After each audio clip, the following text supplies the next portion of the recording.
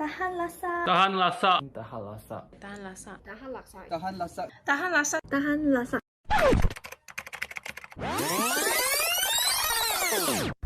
Hi, my name is Joanne, and currently I'm a Year 4 medical student in RCSI and UCD Penang Medical College. So, what is Tahan Laksa? To me, Tahan Laksa is being strong, courageous, and tough in facing challenging and difficult situations. Just like in the Bible, Joshua 1 verse 9 says, "Be strong and courageous. Do not be afraid and not be dismayed. For your Lord, your God, will be with you wherever you go." Hello everyone, my name is Caleb. For me, I think Tahan Lasak means able to remain in the Lord in every situation, in every environment, and also in every phases of life. In my opinion, Tahan Lasak means perseverance. Tahan Lasak bermaksud kekuatan dari segi fizikal, mental dan juga rohani. For me, I think that Tahan Lasak means that you can withstand something, or you are eager to resist something. To me, Tahan Lasak means going the extra mile. Tahan Lasak means very strong, very durable, and doesn't break when someone hits it. 大汉拉萨对我来说就是能承受很严峻和棘手的情况，它需要很大的耐力和不放弃的精神去坚持到底。 It means being able to push through despite challenges.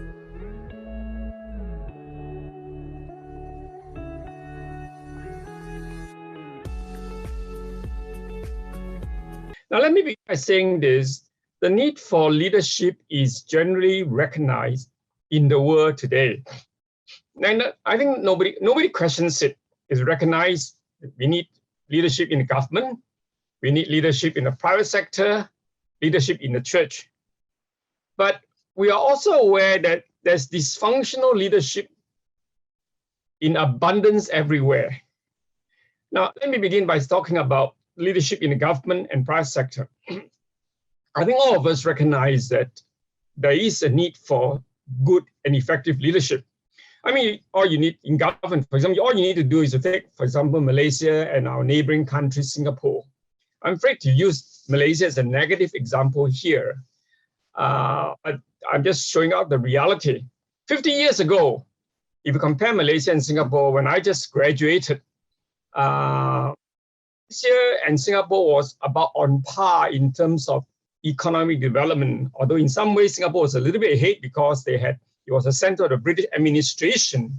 But in terms of currency, we're roughly equal, almost exactly the same. At some point, Singapore currency was a bit higher, Malaysian currency at other points a little bit higher. Malaysia at the time was in a much economically stronger position than Singapore.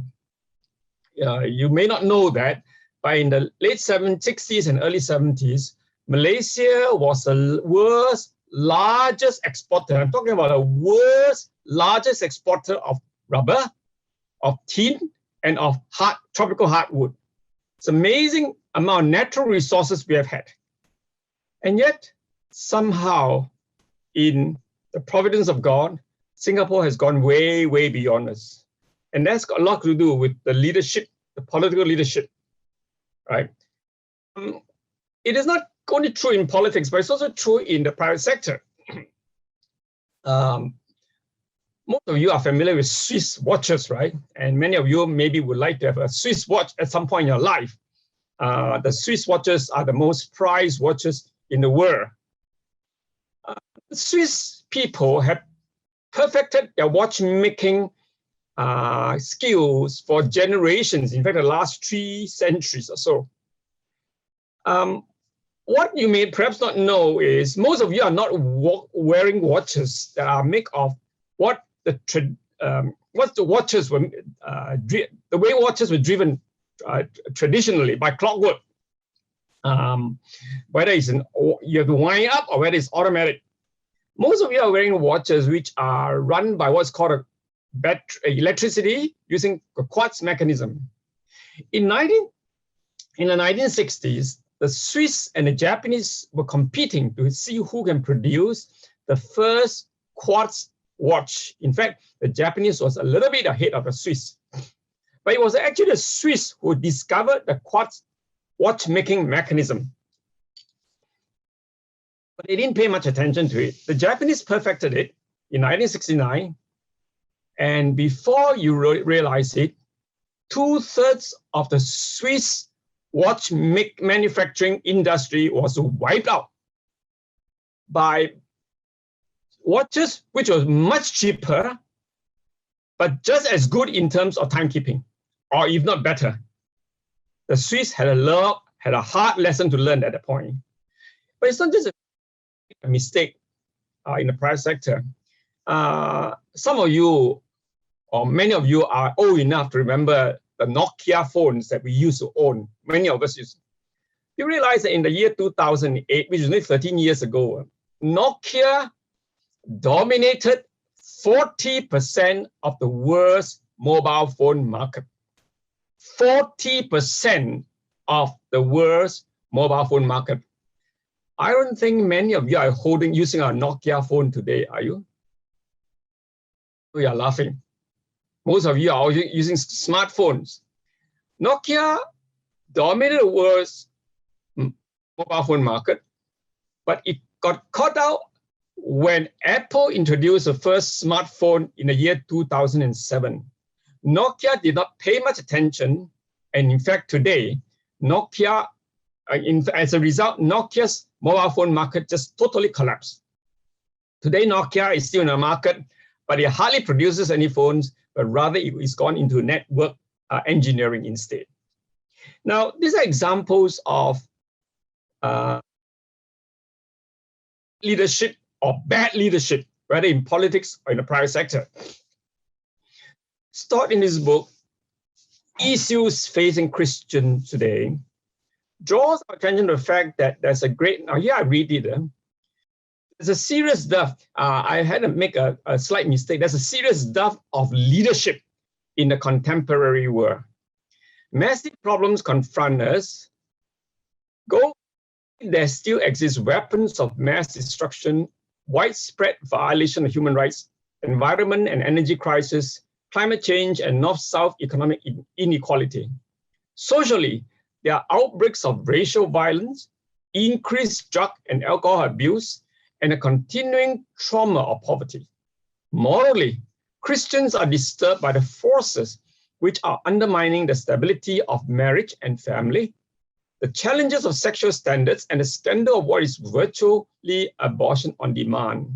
Spiritually, there are widespread materialism and a corresponding loss of any sense of transcending reality. He goes on to say, many people are warning us that the world is heading for disaster. Few are offering us advice on how to avert it. Technical know-how abounds, but wisdom is in short supply. People feel confused, bewildered, alienated. To borrow the metaphors of Jesus, we seem to be like sheep without a shepherd, while our leaders often appear to be blind leaders of the blind. I leave you to think about that passage in greater detail. Now, the point I want to make is that it's now generally recognized, whether it's in the government or whether it's in the private sector or in the church, leadership does matter. Leadership does matter in whatever sphere of life that we find ourselves. And the difference between great leadership, greatness, and mediocre, the difference between greatness, next slide please. The difference between greatness and mediocrity in leadership lies in the ability to properly appraise a given situation, grasp the issues clearly, seize the opportunities before us with clarity and vision and boldness, and move our organization or movement towards higher achievements in the goals that we seek. Whether you're talking about a nation, or whether you're talking about a company, or whether you talk about a movement like FES or a church, there's always need for the very best in leadership wherever you go. And I think, as I say, you can see plenty of examples. I mean, you think of Lee Kuan Yew as a outstanding political leader, or for that matter, a person like Mahatma Gandhi, who in a situation of fighting for independence in India, used non-violence as a tool. and effectively achieve what the nation needed. Or think of examples in the Bible. You think of Moses, right, versus the whole military might of Egypt. You think of Nehemiah seeking to rebuild the walls of Jerusalem in the midst of a hostile, very hostile, politically and militarily, a hostile environment. Or you think of Paul, in the midst of much opposition, managed to plant churches within a period of 10 or 12 years throughout much of throughout much of Asia and in Greece, etc. Amazingly powerful missionary movement. There's a great need for leadership in the church, in the world. But let me say this. At the same time, there's an obsession about leadership today. You go anywhere, any book room, right? The frequent emphasis is on leadership, leadership, leadership. And this obsession about leadership is oftentimes driven by ambition, quest for power. I mean, think of the big rivalry now between the United States and China. The quest for power, for ambition to become the most efficient or the richest nation in the world, to be quest for power, a growing sense of competition in the modern world. I mean, the competition is always there. Become the country with the highest GDP, or which university is ranked highest. You know, when I was at university 50 years ago, I studied at a university called Tasmania, University of Tasmania. Most of you probably don't know much about it. But what people don't realize is, in my time, people were not worried about rankings. People were only looking at quality. And so, although Tasmania was not a well-known university, it was the fourth oldest in the whole of Australia. And students from my university were going off to Cambridge and Oxford for their PhDs. Now, nowadays, if you come from the University of Tasmania, it'll be difficult for you to get into Oxford and Cambridge for your PhDs. But in my time, they were not looking at things like that. So we are living in a very different world, a world where there's tremendous sense of competition, university rankings, etc. matter. It's also driven by the obsession about MBAs in much of the corporate world. You want a job in a good bank, you want a job in big finance company, you better get your MBA or get some other leadership degree, get into some other leadership degree program. And of course, the church has also jumped on the secular bandwagon. You go to any bookshop in Malaysia, Christian bookshop, and you go and look for the section on leadership, you see piles and piles and piles of books. 50 years ago, there were only a very few books about spiritual leadership in the church. But today, the world has changed. You go to any seminary website in Malaysia, Singapore, or Southeast Asia, most of them, I can tell you, you can bet most of them would have training leaders as one of their objectives. And you look at many pastors, they're going for degrees, whether it's a master's or a doctorate program in leadership studies. And then if you are a pastor or a youth worker, you are expected, whether you like it or not, to be running programs on leadership development. So it goes on and on and on. But if you read Eugene Peterson, one of the most well-known spiritual writers in our time, in one of his books, which was written to his son, a collection of letters, he actually said this. He said, very few, you realize, he says, that actually in spite of all the big hoo-ha about leadership in the church, very few people are helping us understand the absolute uniqueness of the way that Jesus leads in the world. Many people in the church, majority of people in the church are talking about leadership. But what Eugene Peterson, a very wise pastor, and read his books, you find you know what I mean when I talk about him as a very wise pastor. He said, very few people are helping us to understand the absolute uniqueness of the way Jesus leads us into the world. And for the rest of this session, as I said, I'm focusing on talking about leadership within the church. So we want to talk about Tahan Lasak leadership. Why the topic? Let me say this. Firstly, we talk about Tahan Lasak is because we're talking about leadership that genuinely perseveres, that can last, that can tough it out in the midst of opposition, that in spite of all the obstacles, you can move your movement or your church or your organization forward. That's what we mean by Tahan Lasak. But why that topic? I think the answer is, I suspect, is when you're asking the FES leaders, they'll tell you a statement that's usually we hear about in leadership study circles, especially when we deal with younger people. It talks about many start well, but few finish well. I'm sure you've seen many people, including people in your own circles, in FES circles, in your own church, they start very well. But you find that many people, although they start well when they're young, as they become older, somehow they lose it. It's either because they become too self-centered, they become too proud, they have got no time, they cannot persevere, right? They're too caught up with the world, whatever it be. Many start well, but few finish well. Martin Lloyd-Jones, the great London preacher of the last century, he made a statement once. He said, the worst thing that can happen to a man, and let me add this to a woman as well, is to succeed before he or she is ready. Let me repeat. The worst thing that can happen to a man or woman is to succeed before he or she is ready. The point he's making is this. If you are not spiritually ready, your heart is not right, you become successful, success will go into your head, it will destroy you. The worst thing that can happen to you is to succeed before you're ready. And in the world around us, I don't need to say much. Look at the film stars. You look at the sports personalities. Many of them are successful when they are in their late teens or early 20s. And yet, how many of them maintain a sense of balance? Many of them lose it after a little while. I don't need to mention names, but you can think of people like many of the stars, okay? In the church, unfortunately, the pattern is the same.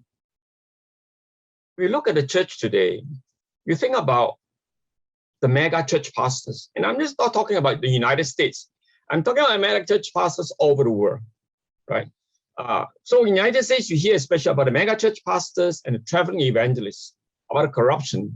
And recently, the latest case is the case of Ravi Zacharias, exposure about his sexual dealings, right? You read about this among sexual abuse by Catholic priests and other people. You think about in Africa, where prosperity preachers are sucking the poor dry by promising that you will give to God more, which means give it to them in the end, but God will bless them, and many poor people are being sucked dry through this sort of manipulative preaching. In Korea, many of us in the past generation, right, it was a land of mega churches.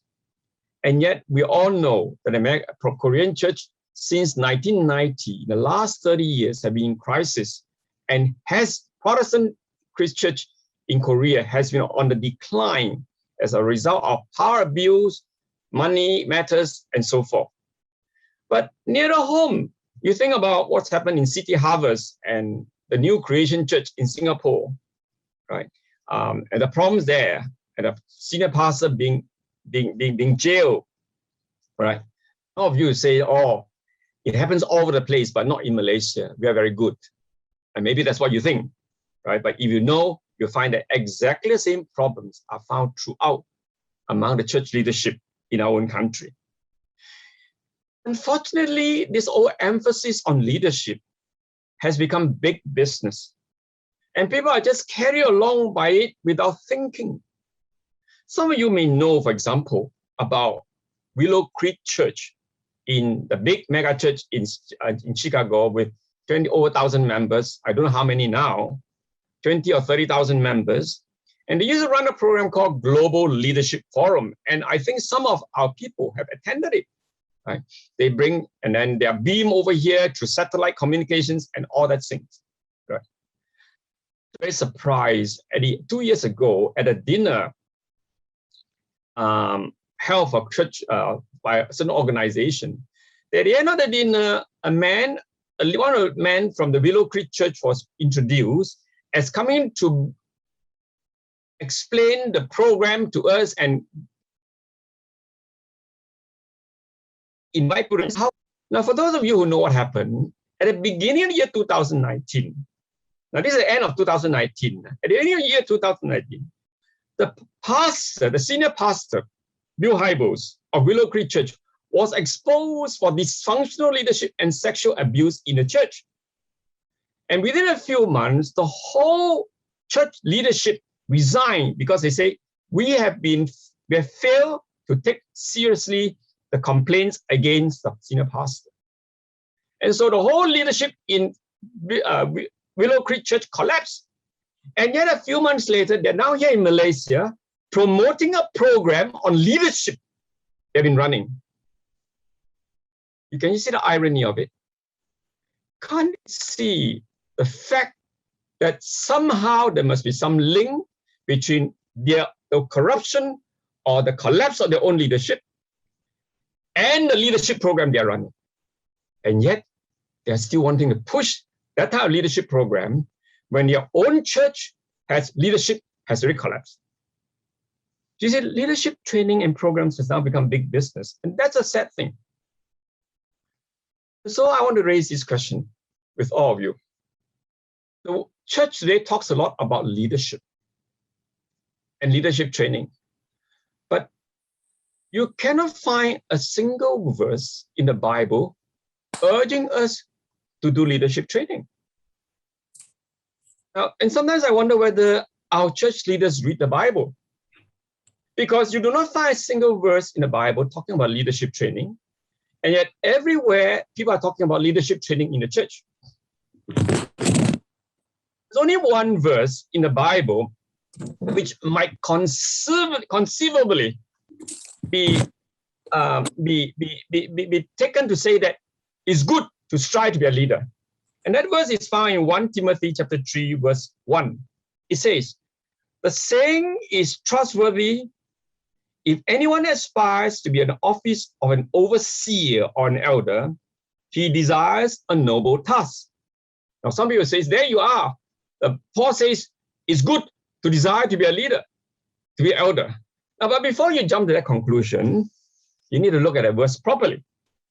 The focus here is not anywhere Paul encouraging people, what they say, to run for office today in the church. You want to be a pastor, you want to be a leader, you want to be a bishop. Right? There's nothing of this sort. The focus here is rather on the position. The position of an elder in the church is a very important and responsible one.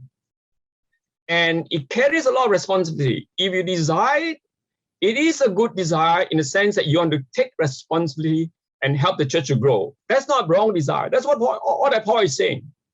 But it's nowhere does he encourage us to say, you go for it so that you become a successful person. Now, I want to explain this to you one more thing. 1 Timothy was written almost certainly by Paul when he was in prison for the second time in Rome. The persecutions against the church was under Emperor Nero, was already breaking out. And you know, in persecutions, who are the people they net first? Invariably, it's the leaders. In fact, in the ancient church, the chances of being martyred is highest for those who are bishops. Notice, Paul is talking about the fact that it is not a bad idea if you want to take responsibility for the church, but he was writing with a shadow of persecution hanging over the church. Now, do you think that Paul is encouraging us to become leaders, to strive for leadership in order to get a position of prominence? No, he's talking about the responsibility of that position. So what I'm trying to get you to understand is that nowhere does the Bible, nowhere, the Bible has a lot of stories about great leaders, but nowhere does the Bible talks about training leaders. Now, I want to leave that with you for your discussion. Why do you think that is the case? So let's take about 15 minutes. I would like you to look at Mark chapter 10, verse 35 to 45, and look at some of those questions. I also raised the question of why is it that although we recognize that there's need for leadership, in the Bible does not have a single that training leaders, right? The emphasis there is always about training disciples, training servants. And I think the answer is actually quite straightforward and simple. I think given the fact of our sinful humanity, the Bible recognizes that leadership which gives position and authority and power, if you are not ready to handle it, invariably it eats you up. It makes you, give you a sense of pride and self-importance, which in the end, if you cannot handle it, it ends up destroying you, okay? So it encourages self-seeking ambition. That's the other problem. It's interesting that there is the late Bishop Stephen Neal, who used to be a missionary bishop in India and had a distinguished career, a brilliant Cambridge scholar, but had a distinguished career as a missionary and theologian in India, in Africa, in Europe, and finally died a few years ago. When he was asked about, after the Second World War, when many missionaries had to leave because of the churches in many parts of Asia and Africa becoming independent, and many of the missionaries had to leave, and the local people were asked to take over leadership. It was in that context, he made a statement about theological training. He says, don't emphasize training for leaders, because in the end, you destroy them. Let me read to you what he actually said.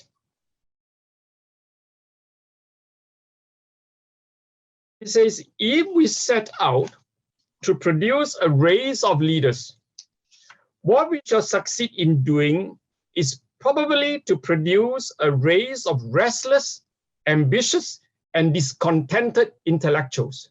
Now he's talking about, if you talk about seminaries training leaders, he said that's what you end up. And actually, I honestly, now he said this in the early 1950s. In my years as a pastor and working, I've seen many of these examples. People who think so highly of themselves because they went to America, got a PhD, they come back, they think they got all the solutions. So he says, if you the race of leaders, you probably end up producing a race of restless, ambitious, and discontented intellectuals. To tell a man he's called to be a leader is the best way of ensuring his spiritual ruin. In other words, the best way to destroy him spiritually. Since in the Christian world, ambition is more deadly than any other sin. And if either two makes a man unprofitable in the ministry, the most important thing today is the spiritual rather than the intellectual quality of those indigenous Christians who are called to bear responsibility in the younger churches. I want you to leave that thought with you. Okay. And so what he's saying is, don't emphasize, the Bible doesn't talk about emphasizing training of leaders because ambition is very dangerous and destroys. And this is exactly what you find in the passage in which I asked you to look at in Mark's Gospel, chapter 10, verse 35 to 45. And here were the apostles, all were jostling for the best positions in the cabinet. They thought that Jesus was going to become the king in Jerusalem. And James and John says, one of us want to be president, the other one wants to be prime minister. Can we sit on your right and your left? And the other disciples were all very angry with the two of them, not because they were any better, but they were also eyeing the best positions in the new cabinet. And so you see, this is a context in which the whole passage of Mark chapter 10 must be understood. And Jesus' response to them was very simple. He says, the rulers of this world boss people around. He was talking about the Roman governors, the Caesar and Herod and all that. They were reigning like absolute tyrants. He says, but that's not the way you lead in the church. He says, look at what I do. He says, the Son of Man came not to serve, but not to be served, but to serve, and to give his life as ransom for many. The first must be the last. The greatest must be the servant of all. He said, that's how you do it in the kingdom of God. Now, it's not just in Mark's Gospel, chapter 10, verse 35 to 45, that we read this. We find a similar passage in John chapter 13, where Jesus had brought the disciples for Last Supper. And usually in those days, tables, you don't sit on chairs in those days, you sit on the floor to eat, right? And the tables are about a foot or maybe half a meter, 30 centimeters or 40 centimeters above where your feet are. And everybody sits on the floor to eat. And nobody wants to eat with dirty feet. So normally when you go to a dinner, a servant or a slave will come and wash the feet. Clean your feet first. Otherwise your feet, which is all dusty and dirty, is so near your foot and makes the meal very unappetizing. So what you had was, Jesus goes there, but that day there was no servant. And everybody was wondering what to do. And Jesus takes upon himself the task of a servant, do what he needed to do. And then he goes, takes a towel, wipes the feet of everybody in order that everybody can have a pleasant meal. And then see how he ends this passage. And he says this in John chapter 13, verses 12. He said, when he had finished washed their feet and put on his outer garments and resumed his place, he said to them, do you understand what I've done to you? You call me teacher and Lord, and you're right, for so I am. If I then, your Lord and your teacher, have washed your feet, you also ought to wash one another's feet. For I've given you an example that you should do just as I've done to you. Truly, truly, I say to you, a servant is not greater than his master, nor is a messenger greater than the one who sent him. If you know these things, blessed are you if you do them. You call me Lord and Master, Jesus said to his disciples. Look at what I've done. I've served you like the lowliest, like the humblest among you. That's what you ought to do also. So what we find in the New Testament is this. In Mark's Gospel, chapter 10, in John's Gospel, chapter 13. Now, if you look at the vocabulary in the New Testament concerning serving in the church, you find the following. You find 4 words used for leading or governing in the church, and that's found a total of 10 times in the whole New Testament. I've given you all the references there. You can go back and they're talking about, those words are 3 of the words used in a functional sense. In other words, like for example, today we're having a seminar. There's a tag team. They have to organize the arrangements. Monica is leading the discussion, chairing. She's got to organize. Somebody's got to do the organization. Somebody's got to do administration. So it's used in a functional sense of leading. It does not necessarily mean that Monica is a spiritual authority here. That's not meant. Monica has to do the chairman's job. So 3 of the words are used in that sense of functional sense, of administration, of organization. A 4th word, ako, is used twice. Matthew chapter 25, verse 20-25, and Mark 10:42. Mark 10:42 is a passage we just read just now from Mark's Gospel, which you have read in your discussion. And it is the idea that the big man, the big boss will tell you what to do. They'll boss you around. Ako is used in that sense. It's used in the sense of bossing you around, right? In a negative sense. Now, what we then, you lord it over, and the big man and the big woman too in this world nowadays, right? They lord it over you. They, in organization, they use fear, instill fear. They use anger energy. They use executive power. They control you. That's those 4 words used. The akko is used in that sense. But these are not the main words that the Bible uses. Sorry, let me say this. Akko is not the word that is used for leadership in the church. Akko is used to describe the negative forms of leadership outside. In the New Testament, 4 words are used commonly. You can go to the next slide. 4 words are used about 50 times in the New Testament for ministry and service. All right, they're actually based on 2 words. The 2 words are, as you can look at the screen, you say they're diakonos and doulos. Diakonos is a servant. Doulos is a slave. And diakonio is the verb for diakonos, and doulio is the verb for doulos. So basically, you come down, boil down to 2 words. These are the 2 words that are used regularly for ministry and service in a church. Diakonos is a word they use for the household maid, the Indonesian maid or the Filipino maid who works in your house, right? He's talking about the Myanmar waiter in a coffee shop that you go to. That's a word used, diakonos, right? So is the word that is used for serving at the table, like as I say, a waiter, the verb. Doulos is a slave, a bond servant. That means a person who sells himself into slavery for a period. He's not slave in the absolute sense, all right? Okay. And doulio is acting as one in total service to another. Is over 50 times these 2 words are used to describe service in the church. You don't like the diakonos, you might prefer the word doulos. But these are the main words are used for service in the New Testament.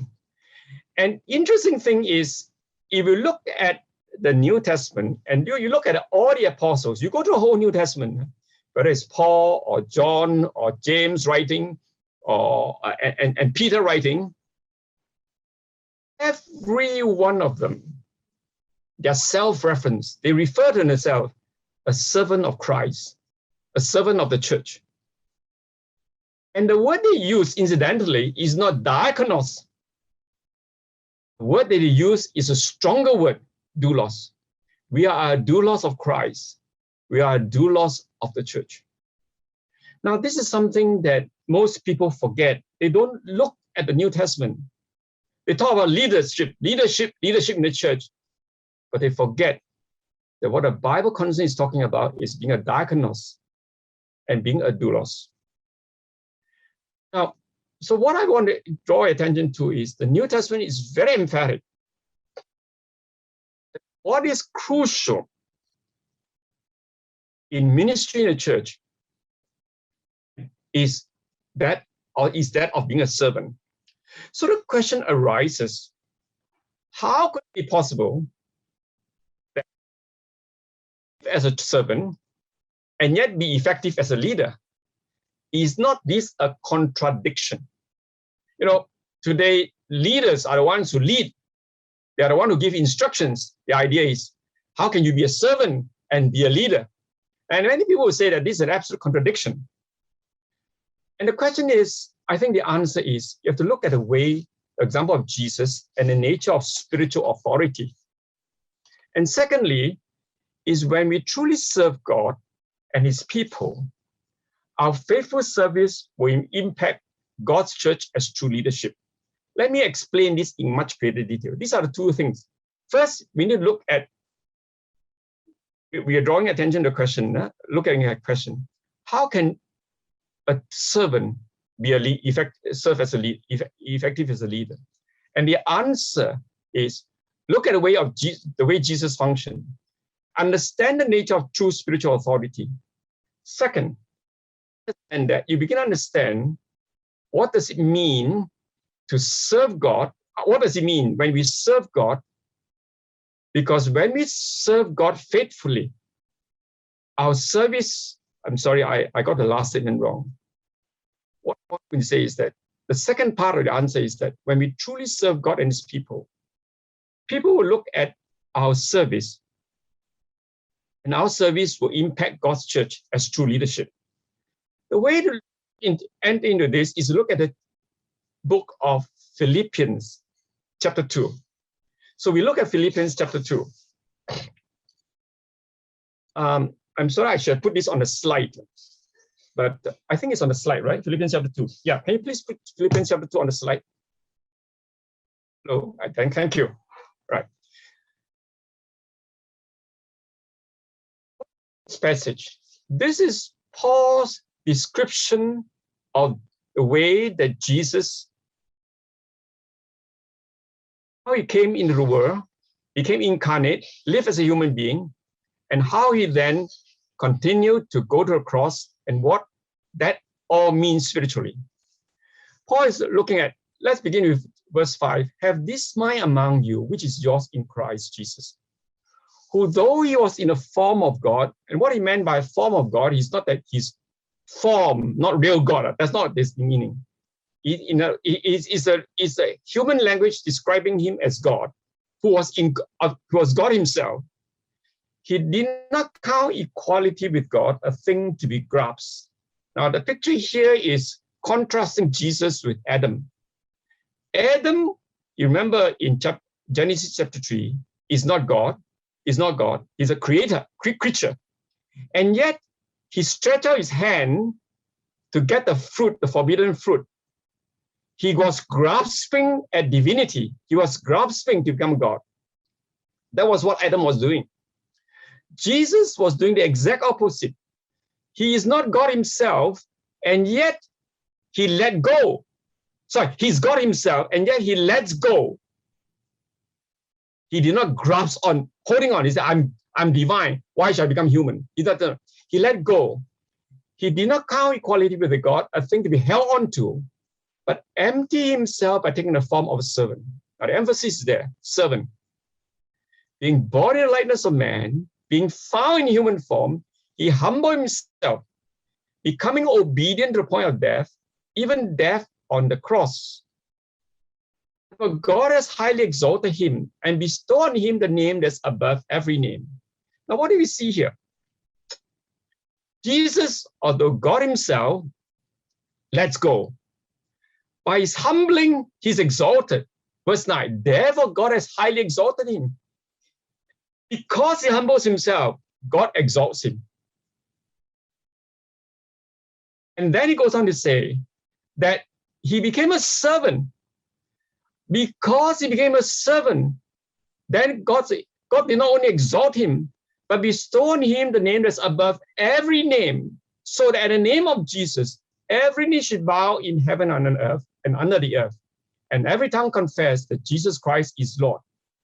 Because, look at what is being said.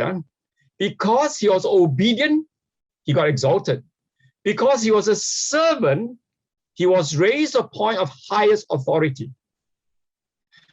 Now, I hope you grasp this passage, because this is the heart of it. If you don't grasp it, you've never understood spiritual authority. You'll never understand spiritual leadership. You see, the word tells us that if you want to be a leader, you must exert yourself. You must rise to the top. You must become a chairman. You must become the prime minister. You must become the archbishop, the pope. You must have position, then you have authority. But here what is being said about Jesus is, no, that's not the way. He humbled himself. He became a servant. And because he became a servant, he was exalted and he had authority, spiritual authority. And so what is being taught here is the very opposite of what the world teaches us. And this is a thing that I think Christians find very, very difficult to grasp. And even after we have grasped it, we find it very difficult to live it out, because it's exactly opposite the way things are emphasized in the world. What I want to emphasize is this: unless we grasp it, we will never understand true spiritual leadership.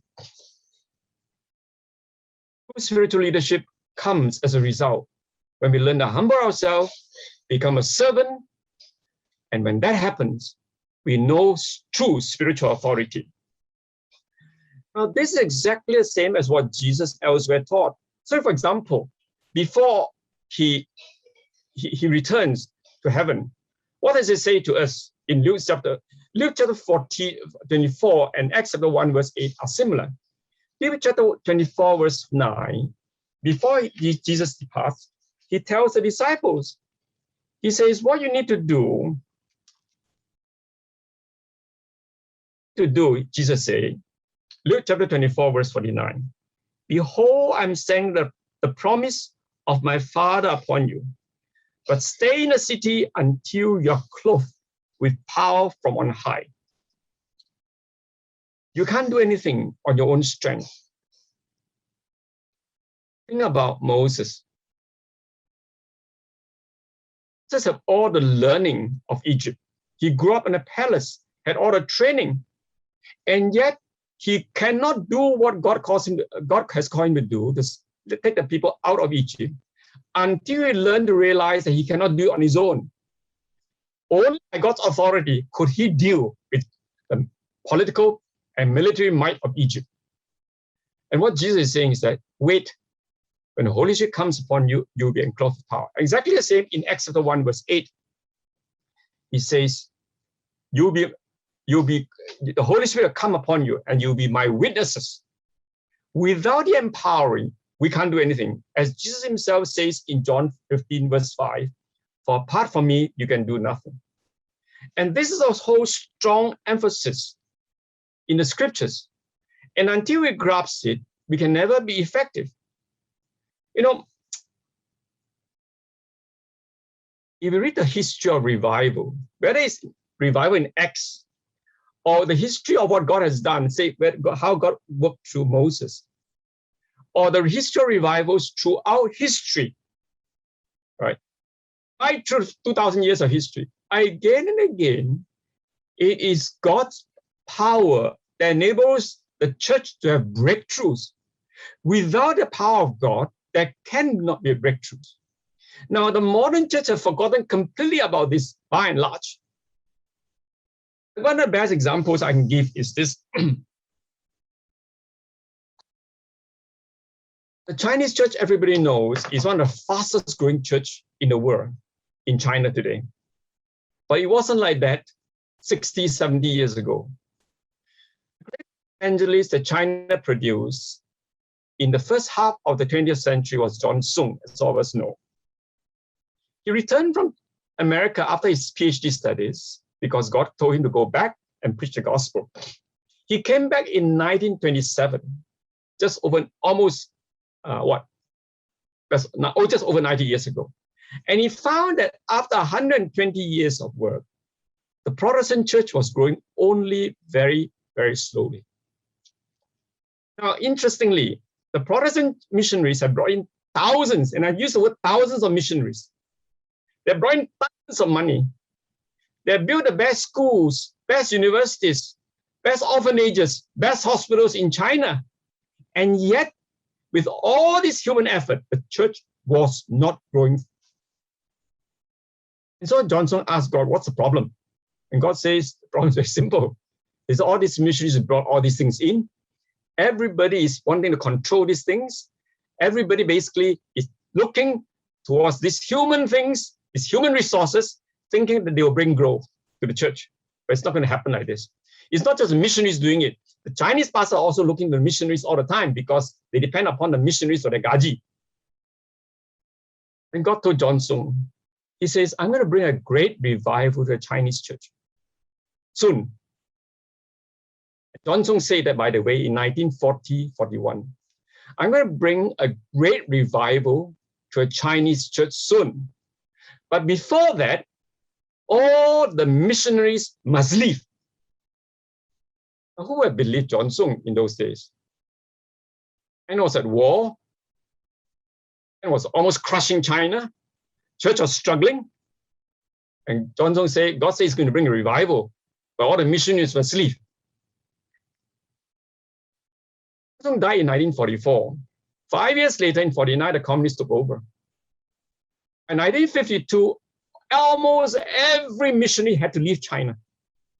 And all the things that the missionaries brought, schools, universities, hospitals, orphanages, including churches, were taken over by the communist government. And the church was heavily persecuted. Hundreds and thousands of leaders were thrown in jail, and many died there. Everybody thought that the church had died in China. And many missionaries, if you read the missionary writings of those times, many of them say, oh, they'll cry, they'll say, why does God allow something like that to happen? About 1970, we hear of one of the greatest, the beginning of one of the greatest revivals was ever known. The church exploded. And the point I'm saying is this: the church had depended on the missionaries, on the human resources, on the money, on the schools, on the universities, on hospitals, etc. The church did not grow. All these things were taken away. God's power came and the church grew. What I'm saying to you is that we need to grasp again what the Bible says about spiritual authority. It is not by our own strength that we have spiritual authority. It is only when God enters in a situation that God's authority is manifested. And that's why Paul talks about Jesus. Through obedience, he had authority. Through servanthood, he had leadership impact. That's what the Bible constantly teaches us. But that's a lesson that all of us find difficult to accept, because none of us want to be a servant. None of us find it easy to obey. But until we grasp this, the church is not going to grow, and God is not going to be able to use us. You know, I mentioned Stephen New just now. One of his books he wrote when he was speaking to 500 American students, theological students training for ministry, he said something to them. He said, you know, the fact that you have got outstanding gifts of intellect or organization or leadership or speaking does not mean that you succeed in ministry. And on the other hand, if you don't have any gifts, it also means that you cannot succeed in ministry. He said, because the important thing is not whether you have gifts or whether you don't have gifts, is whether you have the authority of God. It is God's power that is most important. He goes on to say something very interesting. He said, you can actually go to God and ask him anything you want and God will give it to you. But remember, nothing is free. Nothing is free. A fair price must be paid. And in his book, he actually writes, there are no bargain counters in God's store. Repeat it. There are no bargain counters in God's store. There are no cheap sales in a church. Grace is free, but never cheap. I'll give you a simple illustration of this. All of you know the name Mother Teresa. He's a Nobel laureate. When he died, the whole India closed down, gave him a state funeral. Right? His name is revered everywhere. But you want to know something? Tell me what outstanding gifts did Mother Teresa have? He wasn't a famous sports star.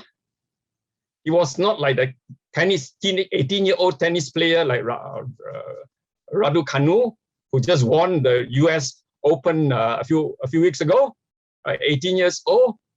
He had no outstanding gifts. He wasn't well known to be a great scholar.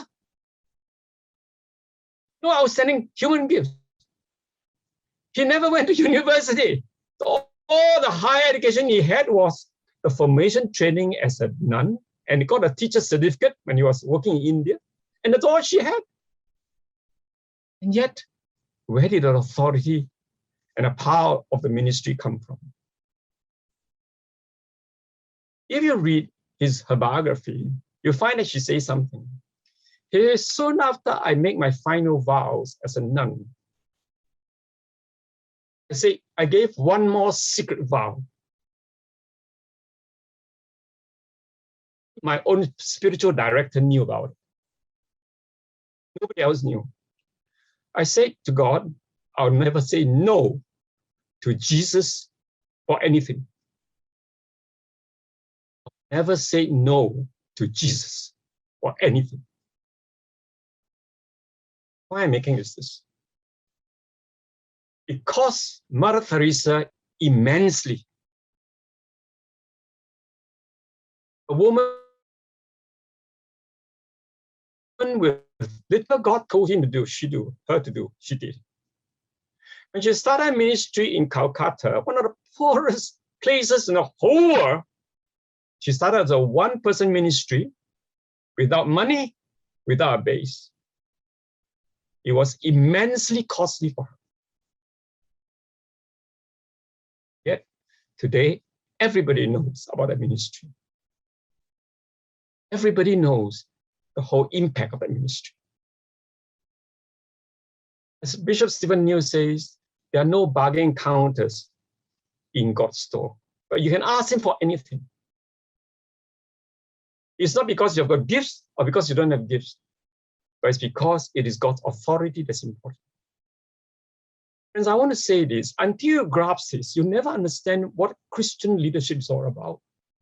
Many people want to be big-time pastor. Many people want to get to the highest, get the best degrees. Many people want to fight to achieve positions. But in the end, their life will count for little in the kingdom. So let me just close by saying this. What does it take all this mean for us? To take Jesus seriously. You have to take God seriously. It will mean obedience, radical obedience, going all the way, like Mother Teresa could say.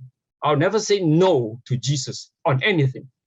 Even on the smallest thing, I'll not say no. It means always striving to live holy lives.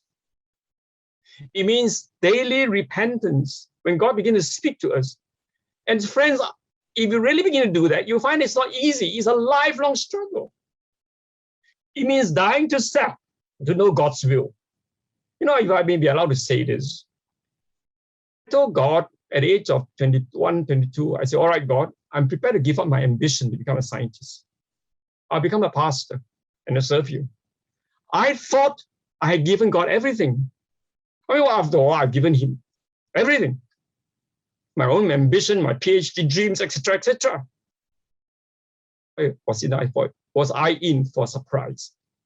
Because to die to self is not something that you do at age of 22, and that's everything habis selesai. It's something that you still have to do at my age of 73. Each day, I still need to learn to die to self. In other words, if you want to tahan lasak, obedience, commitment, holy living, daily repentance, dying to self, is something that you have to seek constantly, day by day, until the day we get to heaven. You never come to a day when you say, I've got it, I finally arrived. The moment you think that you arrive, you are in trouble. You are on the spiritual, you go downhill spiritually. So friends, you want to tahan lasak, you just have to go dig deep. Because something that you must continue all your life. And also, as part of that process, you have to develop a life of prayer. How much time do you spend in prayer? Unless you develop a life of prayer, you're not going to be able to continue this. So, as I put it on the screen, we should not be striving for leadership for yourself. Because when you do that, it will lead to self-seeking ambition and hubris, pride, arrogance. Rather, we should always be striving to be humble and obedient servants. Genuine service inevitably leads to leadership impact or godly influence about others. You live your life as a servant, you'll find that people will look to you and begin to see God's work in your life. True leadership is a fruit of genuine servanthood. For now, we will have a time of Q&A. There are some questions that we have already seen in the Slido. For the first question, If you notice at the in that link, one of the questions that was asked is how do I remain a servant and lead at the same time? And I'm not sure. I think Bishop did say something about it just now. But if you have something else to add, Bishop, do you have anything else to add? Let me just elaborate a little bit on that. How do I remain a servant and lead at the same time? Our calling is always to be a servant. When we learn to serve effectively, you find that people will look to us as leaders. Let me give a simple example. If you are an FES staff worker, your job is to encourage, to do evangelism, to encourage students, to go alongside them, work with them, right? You're going to, and if they have trouble, you talk to them about it. If they need to understand the Bible, you help them to understand the Bible. Now, when you begin to do that, you're not saying, I'm a leader, that's why I got to lead her. And you're not doing that. You say, I'm an FES staff worker. That's my job. That's my responsibility. I'm only doing what I ought to do. But when you begin to do that, people say, hey, look at Monica, I look at Annette, I look at David. They really help us, you know. And I've got problems. Who do I go? I go and see them. Because they have walked with us. They have walked with me. They have struggled with me. They to you as a leader, not because you were striving, trying to prove yourself as a leader, but rather that you were trying to serve them as a servant. Does that make sense to you? So in other words, when you truly serve out your job, I'm not saying that if you are a servant, that means you cannot take on responsibility. If you're a servant, God might call you up and end up as the head of FES, or the head of a major mission organization, or the head of a church, big denomination of thousands of churches. But you're not saying that, oh, I finally arrived here, I got this position, I've been fighting for it all the time. If you go there, that's the end of it, spiritually. But rather you say, I don't want this job, but God has called me to do what to do.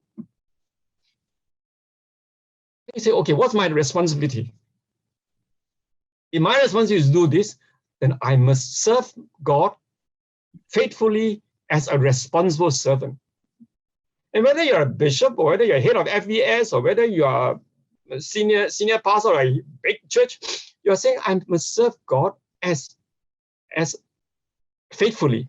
What my responsibility demands of me, I must serve out. And when you begin to do that, people look to you for leadership. Am I making sense to you? Yeah. You so serving God as a responsible servant faithfully. The second question that somebody also asked, this person asked, some restricts church leadership to male only. Is that tradition based on what Christ ordained? Sure.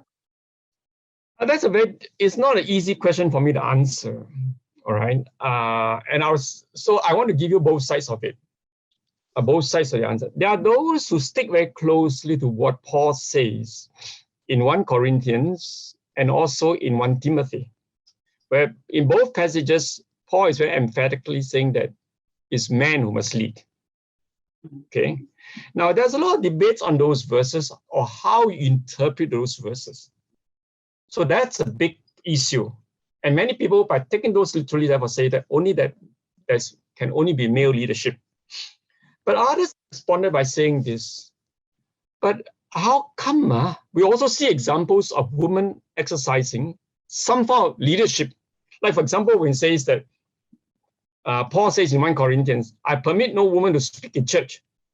But at the same time, it's recognized in the same book, 1 Corinthians, that women sometimes prophesy in church. You know, so therefore people say, well, what does Paul mean in that case? He cannot mean that women must keep quiet and cannot do anything. There are passages in the New Testament where women exercise certain forms of ministry and leadership. Women can prophesy. And you find that Acts refers to women prophets. For example, okay, and there are also some couples in the New Testament, Aquila and Priscilla. And actually, between the two of them, actually, Priscilla was probably the one with the sharper mind. You know, she was the one who was a teacher. So, and they were the one who taught Apollos. So, those passages need to be interpreted in the context. So, for example, 1 Timothy, the question has been raised about women not being allowed to speak in church and not to speak too much. Those questions have been raised in the context of, in Ephesus at a time, there were probably a lot of false teaching floating around. And the false teaching came out of cults, which are headed by women leaders. They're not Christian groups, but they are secret religious groups headed by women. And so there was a tendency among some of the women who were influenced in that way. And so that prohibition might have been local, a local prohibition. So strict, there's no one answer to your question, to those who are raising this question. You want to take literally just what 1 Corinthians, 1 Timothy says, and you say, okay, woman, shut up. Don't talk about in church. But you think about a wider context of the New Testament, you are saying, and the question interpretation, you say, well, maybe we need to rethink about how to interpret those verses. Point I want to make you. You go to throughout the history of revival, especially in the modern period, in the last 200 years, whenever the churches in the world has grown and moved very fast, invariably, oftentimes those in leadership, many women are involved. My own tradition, the Methodist tradition, you find that the women leaders. You think about the Salvation Army, where William Booth talks about a woman preachers being better than his man preachers. I mean, these are realities. So how do you, so I cannot give an straightforward, easy answer. And I think there are debates on both sides and the discussion is not settled. So I'll simply say to you, those of you who are troubled by this question, I want to say this. I know that's I don't want to say that this is an important question. I want to say to you, you must be comfortable where you are. If, for example, you are in a church that says only woman leader and you're a woman and you feel that you can't do anything and you are happy there, fine. You really feel that the question is not settled at the moment. There's a lot of books written on both sides, right? And they're by scholars who take the Bible seriously. If you're really uncomfortable in that church, then you move to a church where women is allowed to serve. That's all I can say at this point, okay? Okay. So I hope for some of us who are still wrestling this question, maybe something for us to think about. Okay, the next question. Somebody also asked, how do we raise up guys? I'm talking about women just now, but here guys, how do we raise up guys to take responsibility and leadership, especially in situations where guys are not interested to lead, but there are many girl leaders? I think what you need to tell the guys is this: are you a Christian or not a Christian? If you're a Christian, your call is to obey. And if you are called to obey, you're called to take responsibility. It's just like saying, what happens in a marriage when the father is irresponsible? Unfortunately, this happens all the time. As you know, in many marriages, in many cultures, the man just goes out, earns his money, brings money home, and leave the wife to take care of the children, the home, everything. You know, that's when the church must say to the guys and says, look, what's the father's job? The father's job is not just bring money in. The woman sometimes, some of the wives can bring more money in than her husbands, right? Job is to be the head of the family. Your job is to teach your children to love God. Are you doing your job? Your job is to demonstrate servanthood in the family. Are you doing that? So you have to say to the guys, it's not a question of leadership. It is if you are called to be a husband, you're called to be a father, you're called to be a man, you carry out the task as a man should carry out. There's one teaching from Martin Luther, which is very important. Martin Luther used a very simple idea. He said, you know the English word vocation? Vocation means a calling. He said, every one of us call to different offices or positions. Take, for example, I can see Peter Paris on the screen. Now, Peter Paris is a husband. He's a father. He is a FES staff worker. He's probably a church leader where he is. Just where he is, we got 4 jobs already. Husband, father, FES staff worker, church leader. Now, each of these is a vocation, a calling from God. 1, 2, 3, 4.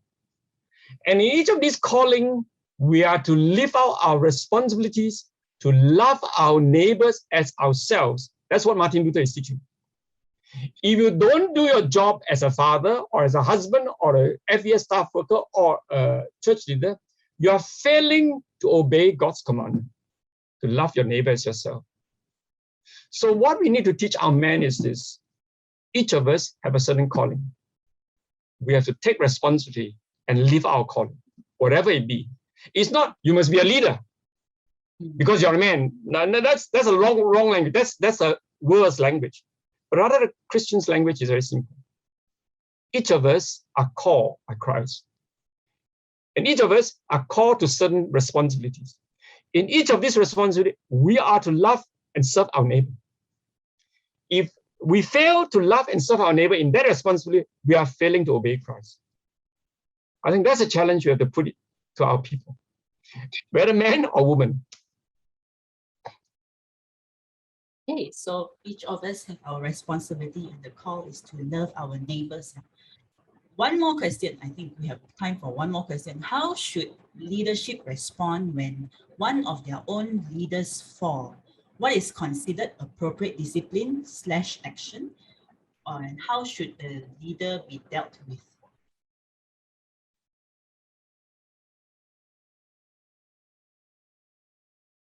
I think the church fails in 2 areas today.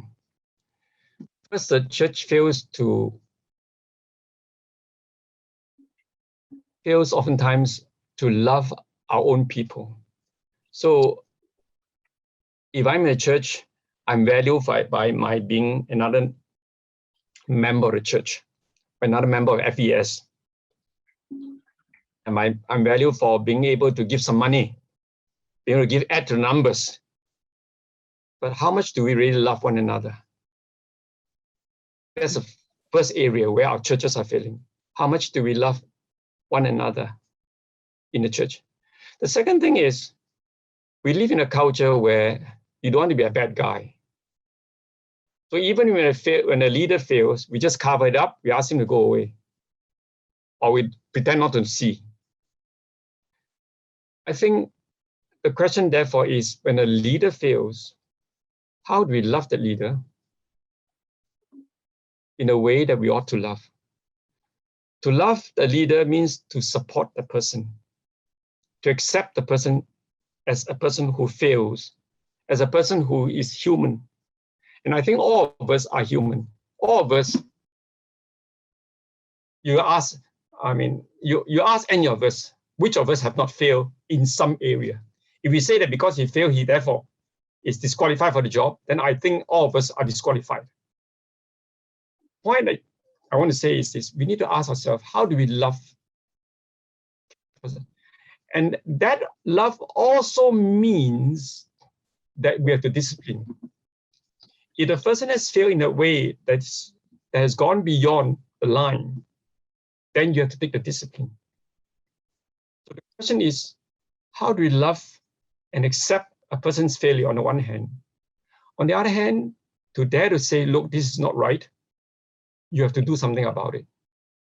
In my experience of 40 years working in the church, in some leadership level, I find that many people, and I'm sorry to say that, from the average pastor and church member all the way up to the head, the top of the pile, many people don't want to be the bad guy.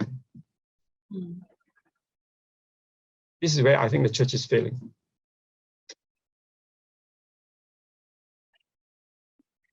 How do we love people? To love on the one hand, accept, and how to discipline on the other.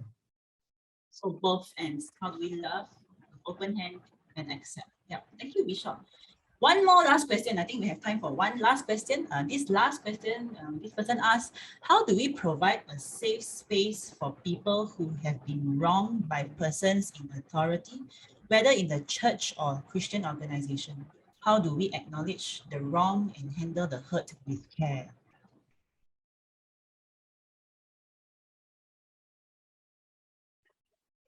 I'm afraid to say that, unfortunately, this is too common a problem. Right now, reading, you all see this book? We're reading Philip Yancey's book, Soul Survivor. So you who know that book will know that it talks about his experience of growing up in a totally dysfunctional church. Lies were said about Black people. And to study in a Bible college is just as bad. He talks about how he needs to recover. Unfortunately, this happens all the time. The church has got to be able to provide safe space for people to be open. Let me first say, one, if the person is coming from a church organization where this is happening, the first thing is to say, it might be best for you to leave the church, to move to another place. That's the first thing. This is solve the problem because a lot of hurts remain.